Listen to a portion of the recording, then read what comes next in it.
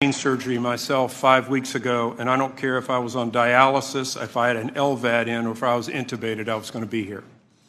I have been a physician for 35 years, and sadly have had a front seat to witness the decay and decline of one of America's largest industries, and that's the health insurance industry. I have had patients cry in my room. I have had physicians cry to me, throw up their hands in disgust, and quit because of actions of our health insurance industry. Nothing you're going to say to me today is going to change that. You have put profits above patients, and you've put profits above those who care for patients. You're sitting here blaming hospitals, pharmaceutical companies, even physicians.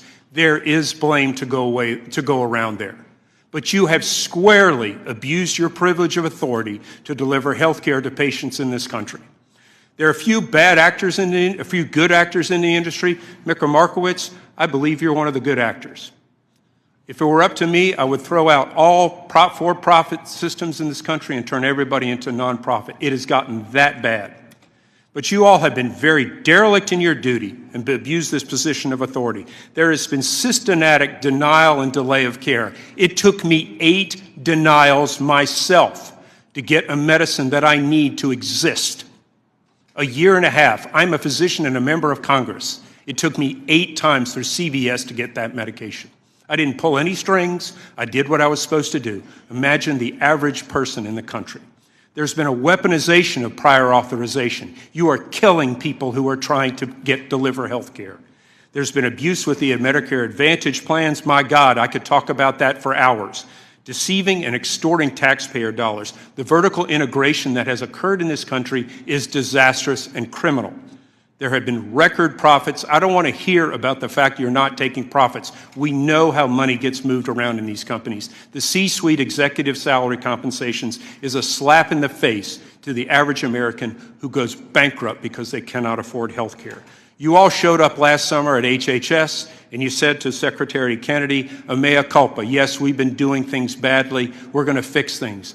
I won't believe any of that until I see it, and so far, I've seen nothing.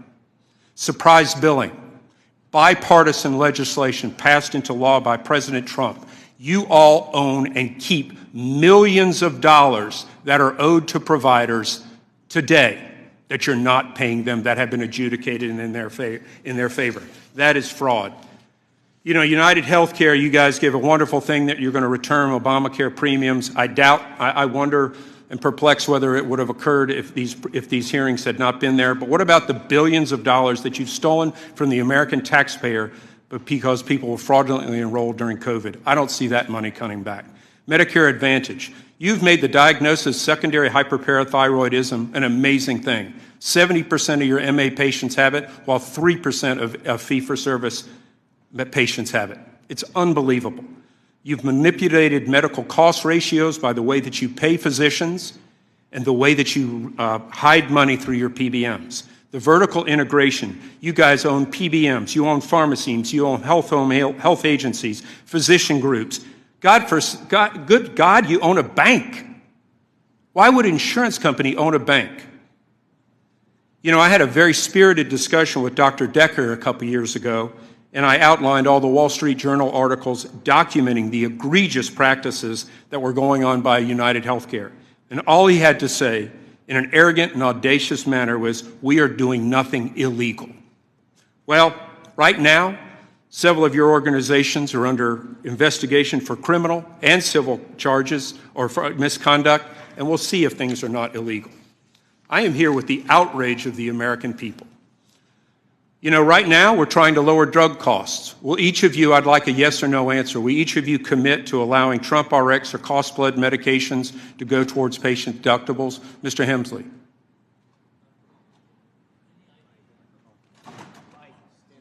I'll take that as a no. Mr. Joyner.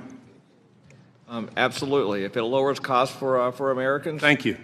Ms. Boudreau. For the lowest cost and affordability, we're open to figuring out how to make sure. I hope it goes towards deductibles. I'll take that as a yes. Mr. Cordani. Our newest offering would accommodate that, yes, sir. Excellent. Mr. Markovic, you Yes. don't own a PBM. Yes. All right, Ms. Young, you get a skip on that one. You know, I don't agree with Mark Cuban often, but we do agree that what needs to happen is that you guys need to be broken up. The vertical integration has destroyed competition in this country. And again, if I had my way, I'd turn all of you guys into dust. We'd start back from scratch. We'd have competition in the industry. We'd have associated health plans, and we would have nonprofit hospitals rather than profit being put over patients. Sadly enough, I'm not naive enough to believe that anything that's been said today is going to change boardroom behavior. I don't think it will happen. The bottom line is profit. And that's what's happened in this country, and this is where the American medical system, compared to the rest of the world, is sad, comparatively. But finally, I am glad that we have a president in the office who doesn't care about special interests, who is willing to confront and tackle what I believe is unethical, unscrupulous, and unprincipled behavior of the American health insurance industry.